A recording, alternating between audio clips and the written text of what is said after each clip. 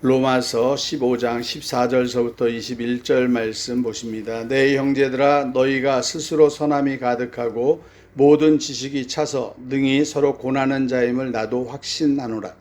그러나 내가 너희로 다시 생각나게 하려고 하나님께서 내게 주신 은혜로 말미암아 더욱 담대히 대략 너희에게 썼노니, 이 은혜는 곧 나로 이방인을 위하여 그리스도 예수의 일꾼이 되어 하나님의 복음의 제사장 직분을 하게 하사 이방인을 제물로 드리는 것이 성령 안에서 거룩하게 되어 받으실 만하게 하려 하심이라.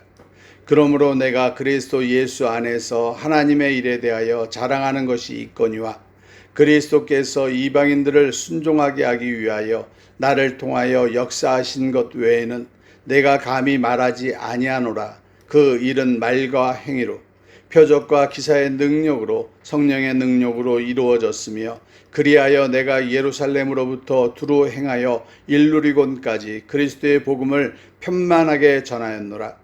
또 내가 그리스도의 이름을 부르는 곳에는 복음을 전하지 않기를 힘썼노니, 이는 남의 터 위에 건축하지 아니하려 함이라. 기록된 바 주의 소식을 받지 못한 자들이 볼 것이요 듣지 못한 자들이 깨달으리라 함과 같으니라. 아멘. 복음의 제사장이라는 제목으로 우리 하나님의 은혜를 나누고자 합니다. 제가 예수 이 말씀을 준비하면서요, 옛날 생각을 했어요. 정말 오늘 본문에 말했던 대로 너희가 예전에 너희의 모습, 그걸 다시 한번 생각해 보라 라고 이야기를 하셔서 다시 한번 생각을 해봤습니다. 생각을 하니까 뭐 처음으로 가는 건 아니고 중간중간에 은혜 받았던 것도 기억나고 또 이렇게 생각돼요. 근데 제가 이 오늘 말씀하신 것처럼 그런 생각이 들더라고요. 나는 처음부터 예수를 믿고 있었던 사람이라는 착각에 살고 있어요. 나는 처음부터 예수를 믿고 있는 사람이고, 나는 정말 하나님의 일을 잘하고 있는 사람이라고 착각하고 있다는 걸 이제 알았어요. 제가 예수를 처음 믿기 직전에 나의 환경은요, 이상할 정도로 일이 꼬였어요. 되는 일이 없었어요. 정말 인생의 바닥이었어요. 지금 이렇게 아까 전에 앉아서 생각을 해봤더니, 우리 딸이 그런 남자를, 어떤 남자를 만났는데 그 남자가 그런 환경에 처해지고 있으면 나는 헤어지라고 할 것 같아요. 그런데 저희 집사람은 저한테 헤어지자는 소리를 안 했어요. 그냥 하나님의 긍휼한 마음을 주셨나 보죠. 그러면서 그래, 내가 정말 이상할 정도로, 정말 무슨 어느 회사에 이력서를 내도 취직이 안 돼요. 시험을 봐도 다 떨어져요. 정말 신기할 정도예요. 신기할 정도로. 돈도 떨어지죠. 인생이 정말 바닥까지 가는데요. 또 성질도 막 너무 더러워지는.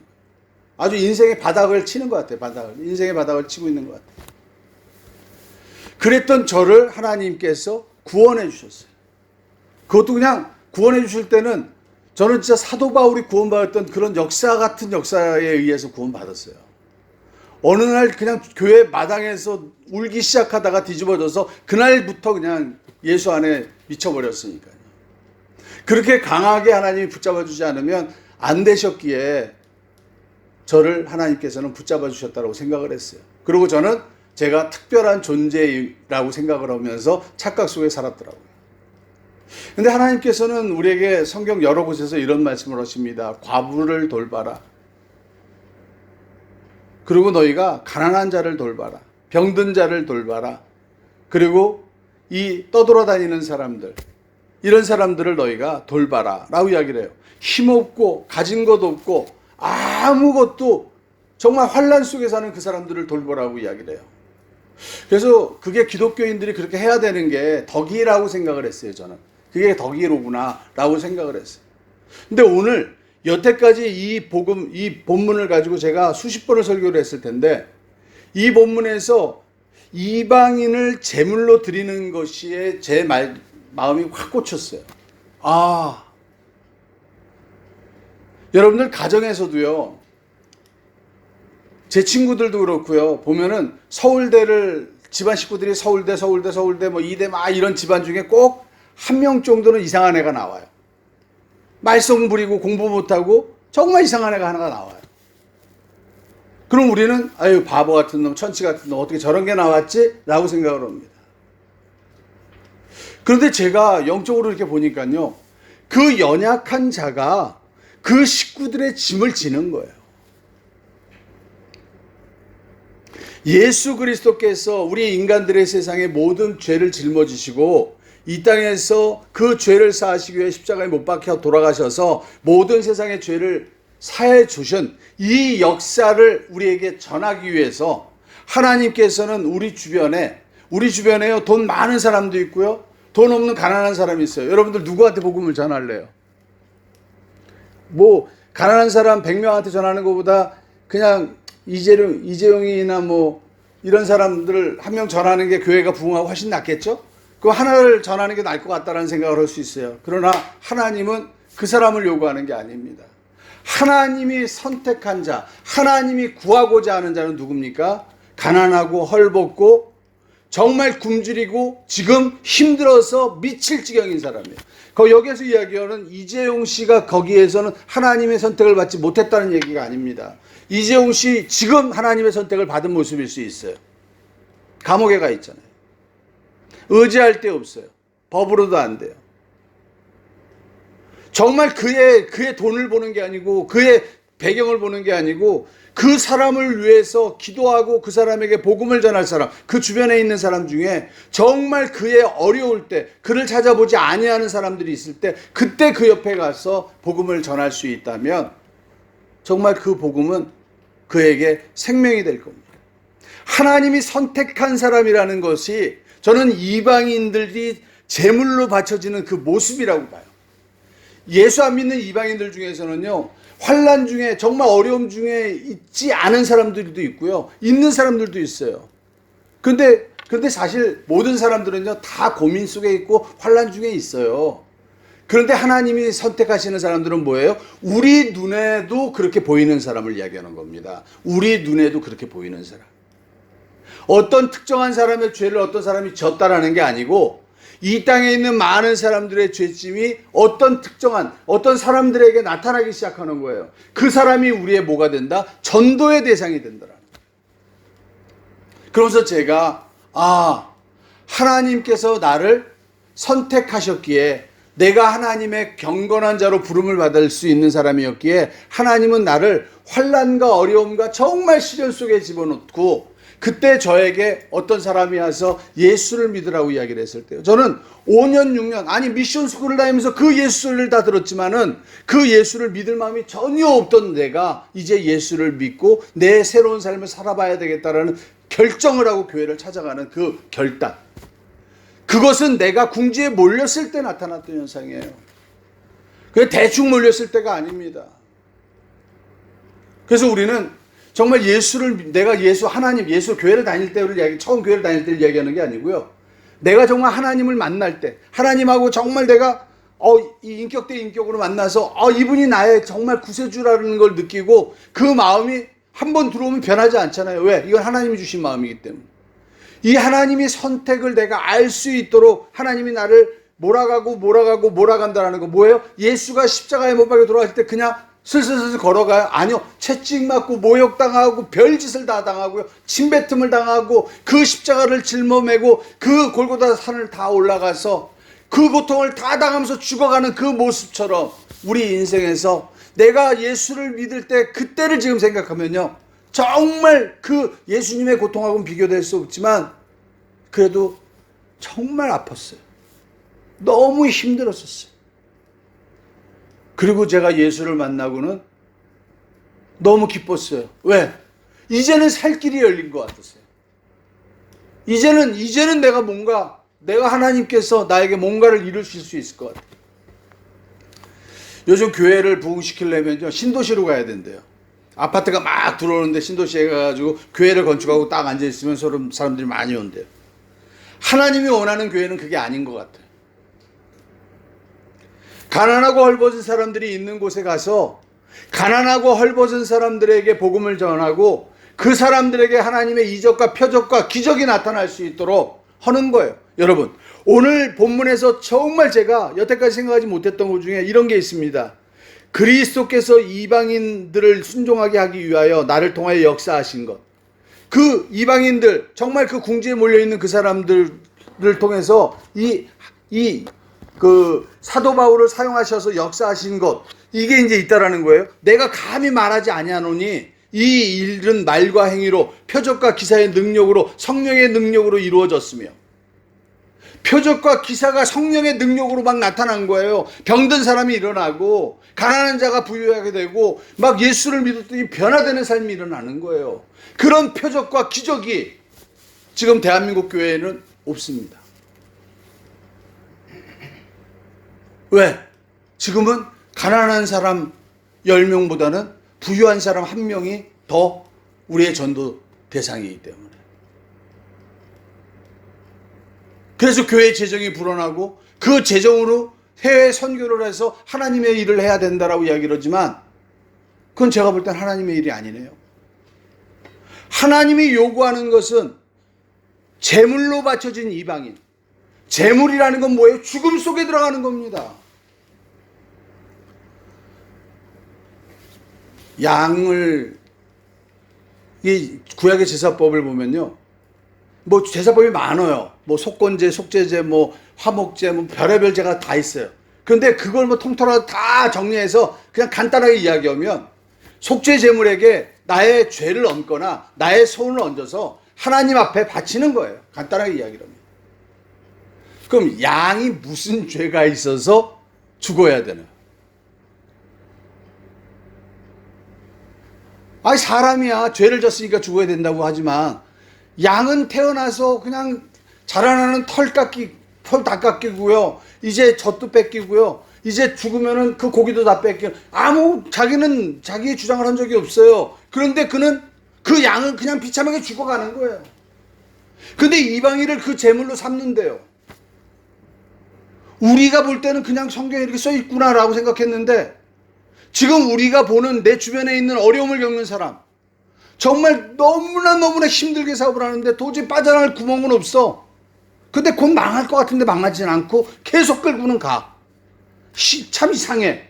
그런 사람들이요, 하나님이 그 사람 옆에 가서 그를 도우라는 거예요. 그 옆에 가서 힘을 주라는 거예요. 그리고 그 사람이 정말 지치고 이럴 때 그에게 이야기하라는 겁니다. 예수 그리스도가 너에게 이 어려움에서 해결할 수 있는 힘을 주실 거야. 그거 어떻게 해요? 모르지 나는. 하나님이 하실 일이지 내가 할 일은 아니야. 그렇지만 하나님이 하실 수 있다는 건 나는 확실히 알아. 하나님께서 역사하실 거라는 건 난 분명히 알아. 왜? 그 하나님께서는 그 역사를 통해서 이방인들이 예수를 믿을 수 있도록 만들어 주시니까. 왜? 그 이방인들은 하나님의 선택된 자이기 때문에. 하나님의 선택된 자이기 때문에 그들은 제물로 바쳐진 거예요. 아무나 그냥 막 다가 아니에요. 우리 눈에 그 사람이 보인다라는 것, 고통받고 있는 그 사람이 보인다라는 것, 하나님이 선택된 사람이라는 거예요. 그냥 나 몰라라 하고 지나가는 게 아니고 정말 하나님의 생명을 그들에게 줘야 돼요. 제사장은 그 억울하게 죽어가는 양을 각을 떠서 패가지고 사람을 살리는 것만 했어요. 그런데 오늘 우리에게 하나님께서 원하시는 것은요, 그리스도 예수의 일꾼은 하나님의 복음의 제사장이 되어야 된다라고 이야기해요. 하나님의 복음, 이게 뭡니까? 우리를 구원하셔서 우리를 위하여 십자가에 못 박혀 돌아가심으로 죽었던 그 예수 그리스도를 뭐하심으로? 부활시키심으로 하나님의 복음을 완성하신 그 하나님의 역사. 그러니까 이 땅에서 우리 주변에 있는 이방인 중에서 제물로 바쳐지는 정말 헐벗고 어렵게 살아가는 그 사람, 정말 우리 눈에 띈 그 사람은 하나님의 선택받은 사람입니다. 그 사람은 내가 구원하를 누가 구원하든 구원할 수밖에 없게끔 돼 있어요. 그럼 그 사람을 우리의 전도의 대상으로 삼고 그 사람에게 복음을 전해야 됩니다. 그리고 그 복음이 그 사람의 영혼을 바꿀 겁니다. 그리고 그에 처해져 있는 그 가난에서, 그의 질병에서, 그의 고통에서 헤어나오게 됩니다. 하나님은 이 이야기를 해요. 오늘 이 사도 바울은 이 표적을 내가 예루살렘으로부터 두루 행하여 일루리곤까지 그리스도의 복음을 편만하게 전하였다라고 이야기를 합니다. 이런 식으로 자기가 복음을 잘 가르쳐서 이 복음이 부흥됐다 이런 이야기하는 게 아닙니다. 자기가 정말 믿는 사람들을 잘 교육해서 정말 여러분들 교육 요즘 별의별 게 많잖아요. 클로스웨이도 있고 뭐도 있고 별의별 게 많습니다. 그 교육을 통해서 했다라는 거, 그건 교회 안에서 할 일이고, 복음을 증거하는 것은 이방인들에게, 이방인들 중에서 누구요? 가난하고 얼벗고 고통 중에 있는 하나님의 선택된 자들. 왜? 그들이 제물로 바쳐졌기 때문에. 그들을 살리기 위해서 먼저 뭐 합니까? 저번 주에 말씀드렸죠. 요한복음 20장에 우리가 그들의 죄를 용서하면 그 죄가 없어질 것이요, 그대로 되면 그대로 있을 것이다. 여러분들 마태복음 16장에 천국의 열쇠를 줬지 않습니까? 이 땅에서 잠그면 하늘에서 잠기고 이 땅에서 열면 하늘에서 열린다라고 하지 않습니까? 우리에게는 하나님의 생명이 있고 그 생명이 있기 때문에 우리는 하나님의 능력을 가지고 있어요. 그럼 우리는 이제 그들 옆에 가서 그들을 위해서 기도하고 그들의 눈높이에 맞춰서 그들과 대화를 해야 됩니다. 예수 그리스도께서 인간의 몸을 입고 이 땅에 오신 것처럼. 그리고 그들이 고통스러워하고 힘들어하는 게 물질이면 물질을 공급해 줘야 돼요. 그들이 정말 질병이 들어가지고 도움을 원하면 도움을 줘야 됩니다. 그리고 기도해서 하나님의 신유가 있게 해달라고 기도하고요. 또 병원을 가야 된다라고 하면, 수술을 해야 된다라고 하면 그 일을 해결해 줘서라도 그가 복음을 믿을 수 있다면, 그를 위해서 수천만 원의 돈이 들어간다 할지라도 하나님의 복음을 위하여, 하나님의 영혼을 위하여 그 돈은 아까워하지 않는, 그게 진정한 하나님의 사람 아니냐, 이런 생각을 합니다. 그래서 일루리곤이 어디냐면요, 이탈리아 바로 옆에 붙어 있어요. 그러니까 이 유럽 쪽에 붙어 있는 거예요. 마게도냐 바로 위에 있습니다. 그러니까 예루살렘에서부터 로마에 있는 교인들한테 지금 편지하면서, 야, 너희 접경 지역 일루리곤까지 내가 복음을 전했는데, 복음을 전할 때 내가 어떤 것으로 했더라? 바로 이 방법으로 한 거야. 여러분들 이런 소리 많이 듣잖아요. 선교사님들이 저 아프리카나 이런 데 나가서, 남미나 이런 데 가가지고 복음을 전하다가 병든 자 손 얹으면 병이 낫고 막 기적이 일어난대요. 근데 그분들이 한국에 와가지고 집회를 하면 그 기적이 안 일어나요. 왜? 대상이 아니기 때문에. 제물로 바쳐진 이방인이 아니기 때문에. 또 기적이 일어날 수 있죠. 제물로 바쳐진 이방인이 한국 교회 거기 그 집회에 오면 가능할 수도 있죠. 근데 요즘 한국 교회는요, 제물로 바쳐진 이방인을 교회에 들이지 않습니다. 그 사람들은 잘못된 사람들이라고 생각합니다. 반듯하게 양복 입고 반듯하게 머리에 딱 드라이하고 정말 괜찮아 보이는 사람이 교회로 오는 거, 이게 교회지. 헐벗고 굶주리고 병든 사람들, 이런 사람들 교회 오는 거, 수준 낮은 교회야, 거기 다닐 필요 없어. 이건 여러분, 그게 교회가 아닙니다. 진정한 교회는 제물로 바쳐진 이방인들을 살려내는 거예요. 그래서 복음의 제사장입니다. 죽어져 갈 수밖에 없었던 그 제물을 살려내서 부활의 생명을 만들 수 있도록 우리가 하나님의 생명을 공급해주는 역할을 하는 것, 그게 바로 복음의 제사장입니다. 사도 바울은 그 일을 자기가 했다라고 이야기를 합니다. 그러면서 그는 이야기합니다. 내가 그리스도의 이름을 부르는 곳에는 복음을 전하지 않기를 힘썼노니. 먼저 교회가 만들어져서 그들이 이야기하면요, 그들에게 막 복음을 전하려고 그렇게 노력하지 않았대요. 왜? 거긴 벌써 남의 터이기 때문에, 다른 사람이 교회를 했기 때문에. 내가 막 그런 걸 자랑하려고 하는 게 아니고, 자기는 정말 하나님의 복음을 위해서 그 일을 했다라고 이야기합니다.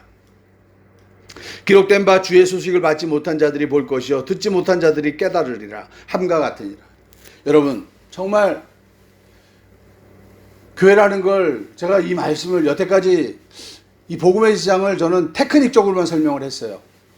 구약의 제사법을 설명을 하고 신약에서는 이게 어떻게 적용이 된다, 이 양은 누구다, 그러면 이방인을 제물로 바쳐지는 것이 우리 믿는 사람들, 또 이런 사람들의 죄짐이 넘어간 거기 때문에 그들을 향해서 우리가 죄 용서한다라고 우리가 기도하고 우리가 말하면 우리 예수 믿는 사람들도 되고 그 사람도 구원받는다, 이런 아주 그냥 어떤 테크닉적인 이야기로만 이 성막에 연관되어 있는 이거로만 설명을 했는데, 이 제물로 바쳐진 이방인이라는 것을 정확히 알게 되니까요, 너무 소름이 끼쳤어요.